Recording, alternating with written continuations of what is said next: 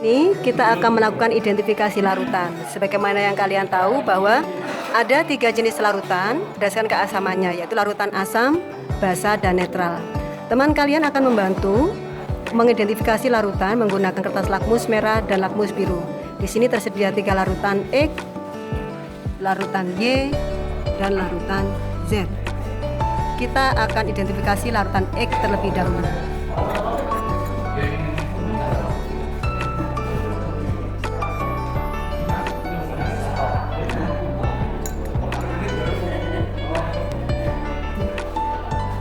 Ketika kertas lakmus dimasukkan ke dalam larutan tersebut, lihatlah perubahan warna pada lakmus merah. Kemudian kita cek dengan lakmus biru. Amati perubahan warnanya, catat di lembar pengamatan. Berikutnya kita identifikasi larutan Y.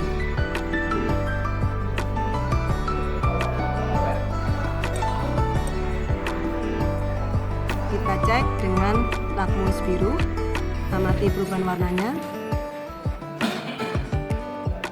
Kita cek juga dengan lakmus merah.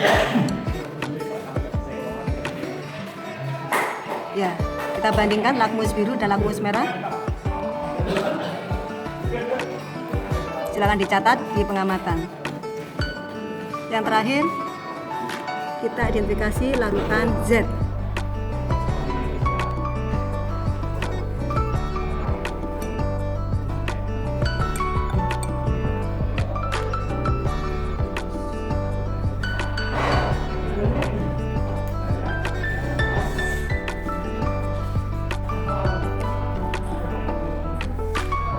Kita lihat perubahan warna pada lakmus merah dan lakmus biru.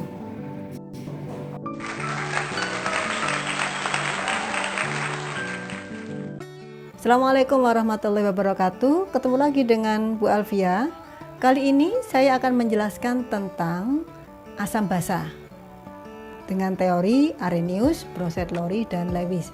Kalau tayangan tadi kita buka dengan membedakan asam basa menggunakan kertas lakmus, ya. Kali ini saya akan bahas secara teorinya. Oke, kita bahas dulu menurut teori Arrhenius.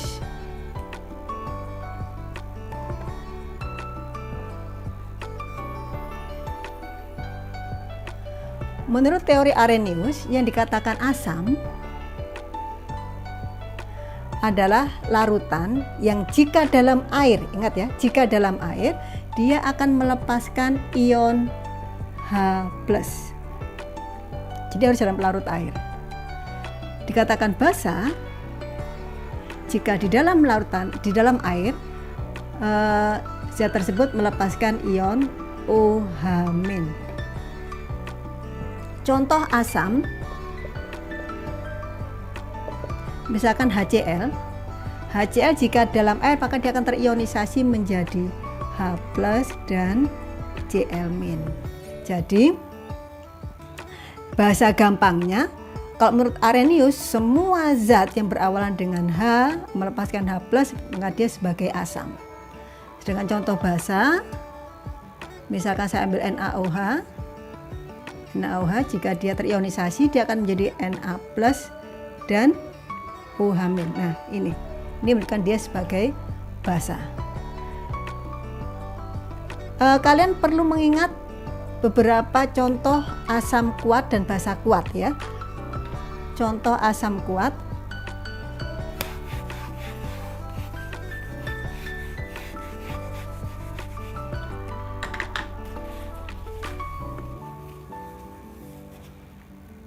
Yang termasuk asam kuat. Di sini ada HCl golongan 7 ya. HBr, Hi, H2SO4, HNO3. Ini contoh asam kuat. Kemudian ada HClO4. Ini contoh-contoh asam kuat. Selain ini berarti dia lemah. Contoh basa kuat.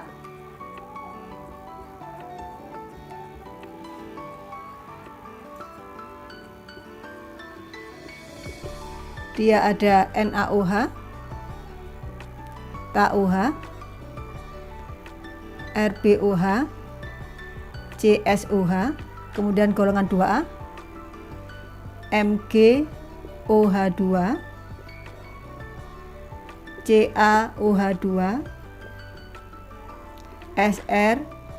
SrOH2, dan BaOH2. Selain ini berarti dia adalah basa lemah. Cara mudah untuk mengingat, jadi kalian lihat di sini ada golongan 7A ditambah 3. Di sini adalah golongan 1A, kecuali atas dan bawah tidak dipakai, dan golongan 2A kecuali atas dan bawah. 2A diawali dengan berilium, jadi berilium nggak ikut. Mulai magnesium, kalsium, strontium, barium, radium juga nggak ikut. Jadi atas dan bawah dipenggal. Oke, itu teori asam basa menurut Arrhenius ya. Kemudian kita lihat teori asam basa menurut Bronsted-Lowry. Nah, nanti di teori ini ada asam konjugasi dan basa konjugasi. Mengapa muncul teori asam basa Bronsted-Lowry? Karena ternyata ada zat-zat ya yang tidak melepaskan H+ tapi dia bersifat asam, atau zat yang tidak melepaskan ion OH- tapi dia bersifat basa. Nah, bagaimana cara menjelaskan sifat asam basanya ini? Maka muncullah teori Bronsted-Lowry. Ini saya hapus dulu.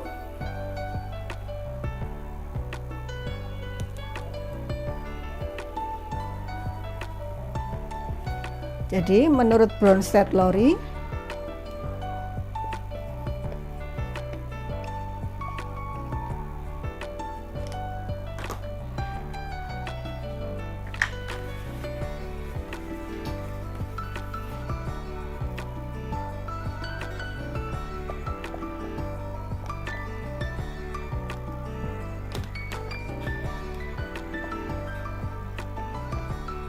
dikatakan asam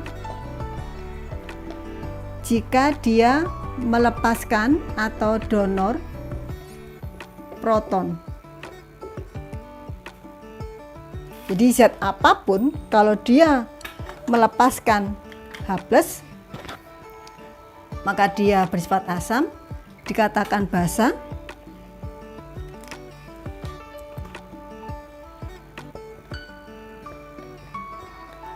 Jika dia akseptor atau menerima proton.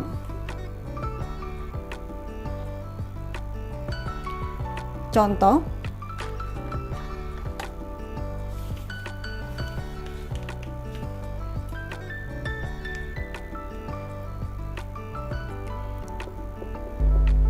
H2O bereaksi dengan PO4 3-. Dia menjadi HPO4-,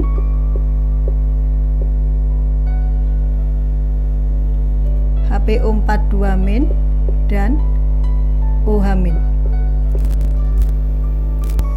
Cara untuk menentukan siapa asam siapa basa, kalian cari dua zat yang mirip. Saya lihat di sini H2O mirip dengan OH-. Yang lebih banyak hidrogennya dia bersifat sebagai asam, maka H2O ini sebagai asam, ini sebagai basa. Kemudian PO4 3- kita bandingkan dengan HPO4 2-. Kalian lihat di sini tidak ada hidrogennya, di sini ada hidrogennya, maka yang lebih sedikit hidrogennya dia sebagai basa. Yang lebih banyak hidrogennya dia sebagai asam. Sehingga di sini muncul pasangan asam basa konjugasinya adalah H2O berpasangan dengan OH-, PO4 3- berpasangan dengan HPO4 2-. Inilah pasangan asam basa konjugasinya. Jadi sekali lagi prinsipnya, asam dia lebih banyak mempunyai hidrogen, sedangkan basa dia lebih sedikit hidrogennya. Ya, jadi di sini H2O pada reaksi ini H2O memberikan hidrogen ke PO4 3-. Karena H2O memberikan hidrogen, maka dia sebagai asam karena dia donor proton. PO4 3- karena dia menerima hidrogen dari H2O, maka dia bersifat sebagai basa karena basa adalah yang menerima proton. Itu ya, itu untuk menentukan asam basa konjugasinya. Dari sini kita bisa mengembangkan pertanyaan, misalnya jika pertanyaan tentukan basa konjugasi dari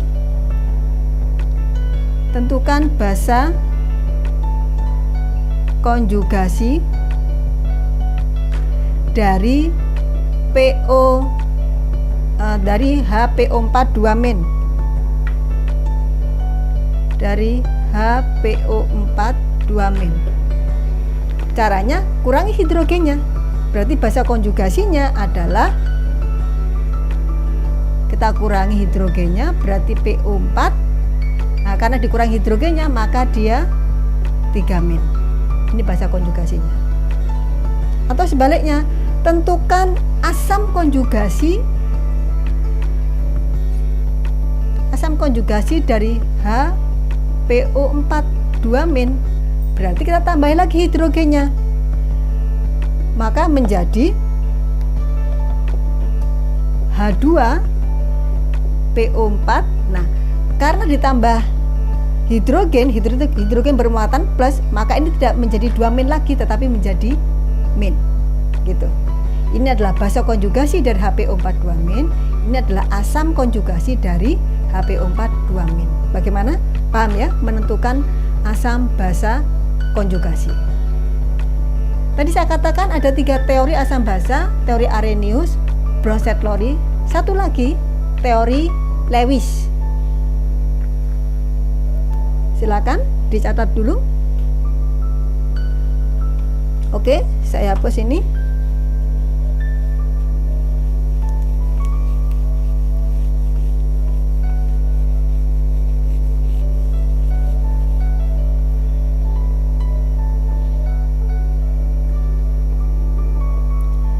Menurut teori Lewis, dikatakan asam jika dia akseptor pasangan elektron, dikatakan basa jika dia donor pasangan elektron.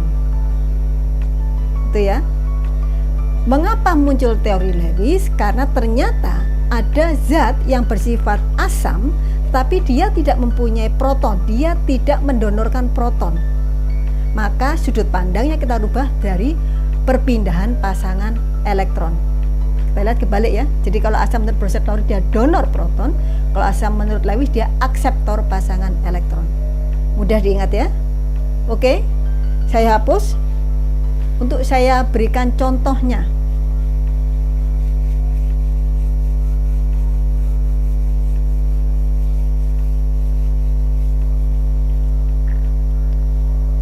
Contoh jika kita reaksikan antara BF3 dengan NH3. Ada pertanyaan, tentukan mana sebagai asam dan mana sebagai basa pada reaksi BF3 dan NH3. Konsepnya, yang bersifat sebagai basa, dia harus mempunyai pasangan elektron bebas untuk diberikan kepada zat yang lain ya. Jadi dia kalau donor berarti dia harus punya pasangan elektron bebas. Jadi saya gambarkan di sini struktur Lewisnya. B dikelilingi oleh 3F. B golongan 3A maka dia elektron valensinya 3. F golongan 7A maka dia elektron valensinya 7.